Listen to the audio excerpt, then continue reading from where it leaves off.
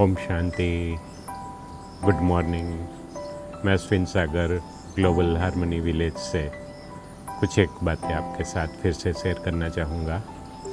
कल जैसे कि हमने स्वदेशी शब्द का गहन अर्थ समझा था। स्व माना मैं आत्मा हूँ, यही इसी बातों को लोगों ने आत्मचिंतन, आत्म साक्षात्कार या अपने आप को जानना अलग अलग नाम दे दिए। है तो वाकई ये बहुत सिंपल कि यह कॉन्शियस में रहे कि मैं ये देह नहीं हूँ, मैं अश्विन नहीं हूँ, मैं कुछ भी अपना नाम ले लो। मैं जैसे कि चेतन नहीं हूँ, मैं रमेश नहीं हूँ, मैं चंद्रकांत नहीं हूँ, लेकिन चंद्रकांत या चेतन या अश्विन मेरे इस शरीर का, इस देह का नाम है। वाकई इस देह को चलाने वाली मैं आत्मा हूँ। तो इस स्वरूप में जितना भी टिक रहेंगे तो सबसे बड़ा पहला ये फ़ायदा होगा कि हमारे अंदर से एक पहला डर, छोटी छोटी बातों का जो डर रहता है, किसी भी बात को खोने का डर, वो सबसे बड़ा रहता है।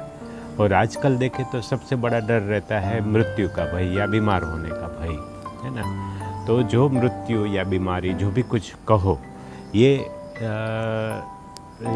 शरीर का हो रहा है। मुझ आत्मा का यानी कि मेरा, ध्यान से सुने, मेरा कभी भी मृत्यु नहीं है। मैं आत्मा अजर, अमर और अविनाशी हूँ, है ना।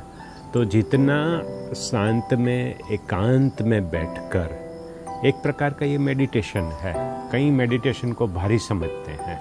भारी इसलिए है कि अपने आप को, अपने विचारों को रोकने की कोशिश कर सकते हैं। विचार कभी भी आत्मा के अंदर रुक नहीं सकते। मन तो सोचता ही रहता है, सोचता ही रहता है, सोचता ही रहता है, लेकिन उस सोच को बिल्कुल स्टॉप करने देना नहीं है, लेकिन उसको स्टीयरिंग से और एक्सीलेटर यानी कि अपने संकल्पों की रफ्तार को हमें बरोबर मोड़ना है ना। बरोबर मोड़ना है, उसकी स्पीड को कंट्रोल करना है। तो स्पीड कंट्रोल करने का आज ही हम सभी, आप भी करना, मैं तो रोज करता हूँ, कि अपने संकल्पों की रफ्तार को थोड़ा सा कम करें। दूसरा, जो संकल्प आप अपने आप को देंगे, है ना, यानी कि बुद्धि जो संकल्प देगी मन को, जो बातें रखेगी, वह संकल्प फिर आत्मा करेगी। तो पहला संकल्प कि मैं कौन, मैं आत्मा इस शरीर के अंदर, इस शरीर को धारण किए हुए हूँ।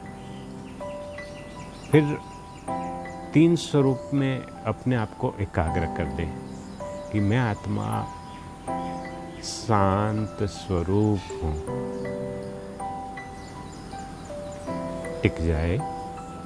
जितना आप दूसरा संकल्प ना आए तब तक उसी संकल्प में टिक रहे। फिर दूसरा संकल्प ले, मैं आत्मा प्रेम स्वरूप हूँ। मैं आत्मा आनंद स्वरूप हूँ। मैं आत्मा सत चित आनंद स्वरूप, निजानंद स्वरूप हूँ। मैं आत्मा अजर, अमर, अविनाशी हूँ। और भी आगे इसकी बातें हैं विस्तार से, फिर डिटेल में दूसरे एपिसोड में, जिसमें सिर्फ और सिर्फ हम मेडिटेशन करेंगे, है ना, यानी कि अपने आप से बात करेंगे। तो इससे दूसरा फ़ायदा होता है कि अंदर से किसी भी प्रकार का डर है ना, वो डर निकल जाएगा। जब डर निकल जाएगा अपने आप से, है ना, तो इसका सीधा फायदा कहाँ पे होगा? शरीर के ऊपर, है ना। क्योंकि साइंटिस्ट भी कहते हैं, डॉक्टर भी कहते हैं कि जितना डर रहता है ना, उतनी इम्यून सिस्टम वीक होती जाती है। संकल्प विचारों से आप मानेंगे 80% बीमारियां संकल्पों से, विचारों से पैदा होती है, नेगेटिविटी से पैदा होती है। तो अपने आप को ये शुद्ध संकल्प देना, यानी कि ये भी आत्मा का भोजन है, संकल्प विचार। जैसे मिसला, यहाँ पे पीछे बैकग्राउंड में हरियाली आप देख रहे हो, इस वातावरण में आपको अच्छे संकल्प उठेंगे, है ना। तो ये जो संकल्प उठेंगे तो संकल्पों प्योर भी होंगे और संकल्प शक्तिशाली भी होंगे। तो शक्तिशाली भोजन जो आत्मा को मिलेगा, उसकी वजह से आत्मा भी निरोगी बनेगी, है ना। आत्मा जितनी निरोगी तो उतना ही शरीर के ऊपर प्रभाव पड़ता है। जैसे मैंने बताया था कि यहाँ पे मस्तक के अंदर हाइपोथैलेमस एंड पिट्यूटरी ग्लैंड्स के अंदर आत्मा रहती है, और इसको मास्टर ग्लैंड बोलते हैं। कोई भी डॉक्टर होगा उसको पूछिए, ये मास्टर ग्लैंड्स है। यहाँ पे लगभग एक इंच अंदर बड़े दिमाग और छोटे दिमाग के मध्य में वो दोनों ग्रंथियाँ रहती है। इसको आज्ञा चक्र भी कहते हैं। तो वो हाइपोथैलेमस और पिट्यूटरी ग्लैंड्स वो हार्मोन्स जनरेट करती है जिस प्रकार के आत्मा के संकल्प होते हैं।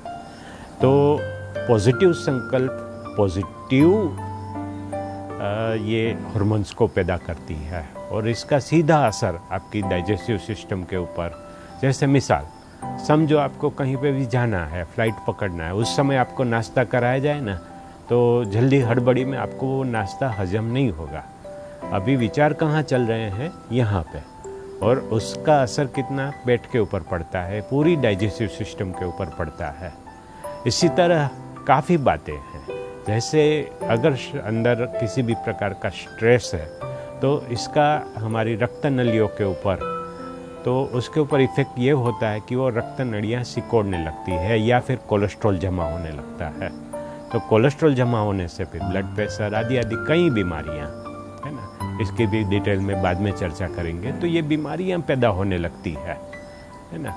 तो ये भी एक प्रकार की औषधि है कि अपने निज स्वरूप में स्थित होना, अपने आप से बात करना, अपने आप को समझाना। अभी पहली प्रैक्टिस तो हम अपने स्वरूप में स्थित होने की करेंगे, है ना, कि मैं आत्मा हूँ, मैं आत्मा। ये अच्छी तरह से अंडरलाइन कर ले, अपने आप के साथ बात कर ले, हो सके तो मेरी तरह आईने में दर्पण में बैठ कर देख ले अपने आप को, है ना। मैं भी पहले देखता रहता था कि मैं कौन हुआ, है ना। तो इस बात को भली भांति घुट घुट कर, है ना। पहले तो पाठशालाओं के अंदर स्कूल में जाते थे तो एक को घुटाया जाता था, है ना। अभी तो वो बात रही नहीं, सब कुछ, है ना। हमारी एजुकेशन सिस्टम भी तो गलत है, उसके बारे में भी चर्चा करेंगे। तो बात चल रही थी कि जितना जितना अपने आप को घुट घुट कर ये संकल्प देंगे, उतना उस स्वरूप हमारा बनता जाएगा। इस देह से अपने आप को अलग महसूस करेंगे, और वही एक प्रकार की औषधि है ना। तो ये औषधि इस समय बहुत काम आनी है, क्योंकि विभिन्न प्रकार की नई चैलेंजेस, नई समस्याएं शुरू हो गई है और आने वाले समय में और आनी है ना। अभी ये समय तो फिर भी बहुत अच्छा है, मैं डर नहीं दिला रहा हूँ, लेकिन हमें परीक्षाओं को पास करना है, सुचारू रूप से पास करना है, अपने आप को सशक्त बनाना है। और हमारे इर्द गिर्द जो भी आत्माएं हैं, चाहे पति के रूप में, चाहे पत्नी के रूप में, चाहे बच्चों के रूप में, चाहे भाई के रूप में, चाहे बहन के रूप में, चाहे माँ बाप के रूप में, सभी आत्माएं हैं ये। इन सभी आत्माओं को भी हमें मजबूत सहारा देना है। जैसे आप ये पीछे पिल कॉलम देख रहे हो मेरे पीछे, है ना, वो कॉलम पूरी छत को संभाले हुए है ना। तो इसी तरह आपको कॉलम बनना है ना। और ये पूरी छत को आपको अपने घर को आपको संभालना है। समाज को आपको कुछ ऋण देना है, क्योंकि समाज का जो ऋण है उस ऋण को हमें अदा करना है। प्रकृति का भी ऋण है ना। तो प्रकृति पहली शुरुआत हमारे इर्द गिर्द, हम जन्मते ही प्रकृति के साथ है। यानी कि ये जो शरीर है, ये देह, मांस, मज्जा, जो भी कुछ है, ये नाक, जो भी कुछ बना है, ये 5 तत्वों से तो बना है। माँ के गर्भ में थोड़ा ना ये ऊपर से कोई आ गया, उसके बाद भी इतना बड़ा शरीर का विकास हुआ, वो प्रकृति से तो हुआ है ना। तो प्रकृति से हमारा गहरा नाता है ना। ये प्रकृति और हम आत्माएं सिक्के के दो बाजू है ना। तो इसका चिंतन करने का ये समय है, बहुत मज़ा आएगा आपको ये चिंतन करने में, है ना।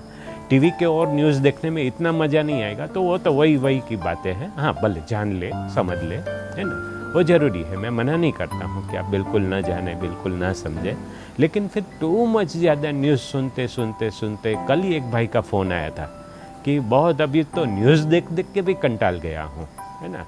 वही बोरिंग न्यूज़, वही की वही बातें, है ना। ठीक है, फिर भी समझ ले, जान ले, है ना। लेकिन ये जो आवश्यक है, सबसे पहले इसका अभ्यास सीरियसली करें, है ना, क्योंकि आने वाले समय में ये अभ्यास बहुत बहुत बहुत काम आएगा। ओके, है ना। तो फिर से, है ना, आपके अच्छे स्वास्थ्य की शुभकामनाएं देते हुए, है ना, यहीं पे वाणी को विराम देता हूँ, क्योंकि बहुत सुनना भी तो अच्छा नहीं लगता, है ना। क्योंकि आज देखते हैं ना कि जो भी मोबाइल के अंदर कोई भी बात को हम डाउनलोड करते हैं ना, तो डाउनलोड में ऐसे घूमता है वो, है ना। तो यहाँ पे भी ऐसे घूमने लगता है। आत्मा के अंदर आज थोड़ा सा भी धैर्यता की शक्ति नहीं रही है, ये भी तो हकीकत है ना। अभी पुराने मंदिरों को देखो आप, वो बनाने में कितने न साल लग जाते थे, कितनी न मेहनत थी, लेकिन धैर्यता थी तो इतने अच्छे निर्माण हुए। तो इसी तरह ये तो अपने आप को मंदिर बनाना है ना, क्योंकि देह आत्मा की मंदिर है ना। तो अपने आप को बनाना है तो धैर्यता से करना है, हर चीज़ को रुचि से करना है। ओके, है ना। ओम शांति।